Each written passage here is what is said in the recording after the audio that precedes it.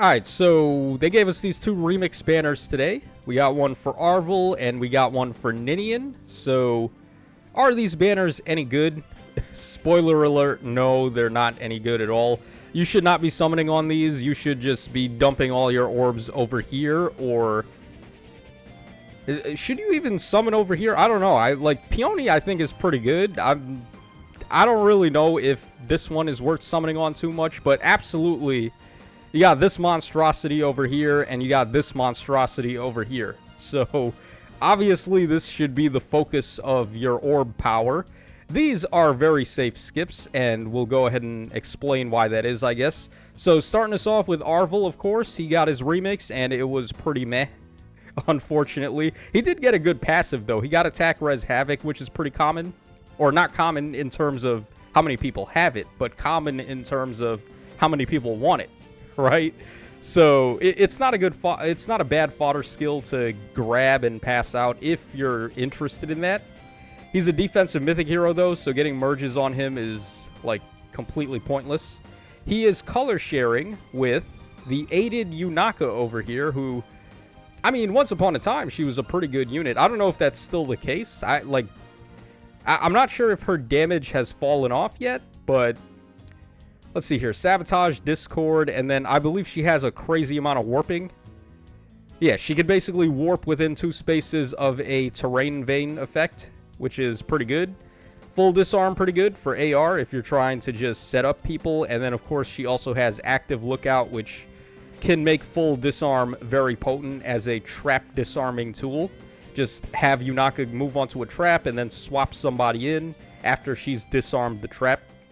So, overall, I mean, Yunaka's still definitely got some uses. Colorless is okay, I guess.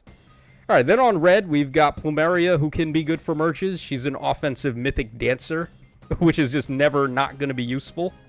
And she's color sharing with Legendary Roy, who is the complete opposite of useful, unfortunately.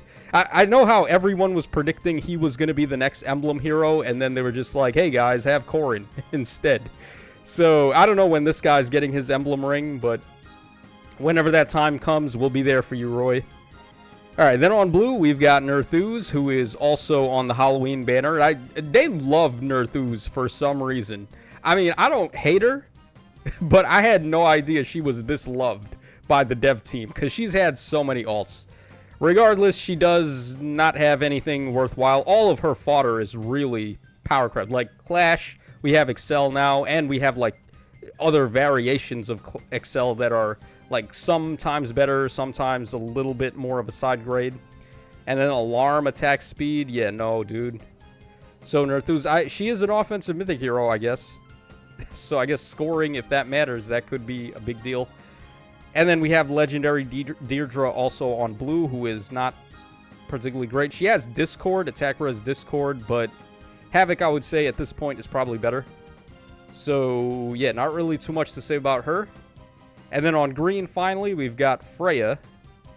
And then she is color sharing with Triandra. And Triandra is a decent dancer, I guess. But her being a defensive one is worse than Plumeria being an offensive one. Like, at least you're getting scoring raising in Aether Raid's offense if you're merging up Plumeria. Not so much the case with Triandra. So, yeah, this banner is pretty much a big skip.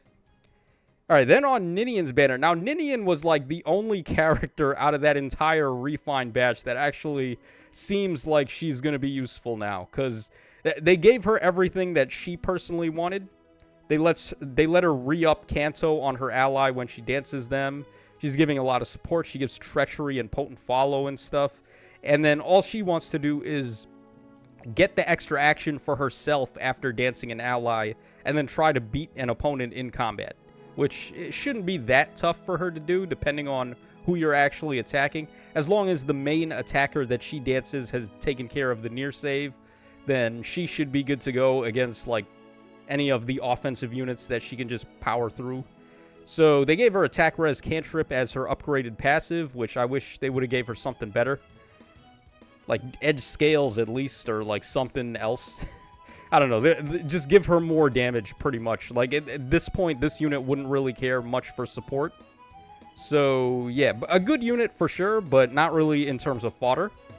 She's color sharing with this Tiki over here, Baby Tiki, who is also on the Legendary banner. An interesting choice of them to put that Tiki on this banner when she's already on this banner over here. Like, why are they doubling up on Tiki like that? Okay, well, whatever. This Tiki, she's got Res Scowl Echo, I guess, but that's not really one of the more prominent Echo skills, to be honest. So, that's whatever. She does have Edge Scales, which, I mean, that is nice. Dragon's Flame is pretty good, for sure. It's basically the same as that new Flame skill that we got on... Was it over here? Flame Wall? Who had Flame Wall? Was it you, Freya? Okay, no, she has Comet. I don't know. Someone had Flame Wall, which is basically just the opposite of Ice Wall, and it's pretty much what you would run on these units besides Dragon Flame if they're not a Dragon type. Distant Bonus Doubler is whatever. So, as far as being an attuned fodder bank goes, you can never undersell how good that is. But outside of that, the Tiki ain't really doing much. Yeah, she's trying to be like an Omni-Tank unit in a meta where... this is not the type of unit you want to Omni-Tank with anymore. Okay, then on red, we have Altina. Color sharing with Mirabilis. Now, Altina is an offensive mythic hero. She's not really going to do anything. She's not going to contribute at all if you have her on the team. But I guess that doesn't really matter so much as long as she raises your score. So, I guess consider that.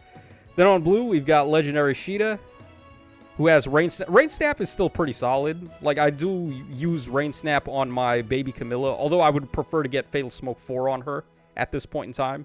Because Near Save Rhea is, like, the most common counter to baby Camilla that people are using right now. The Near Save Rhea with Hardy Bearing as the seal. And as long as Camilla has Fatal Smoke, she's just going to tear Rhea in half.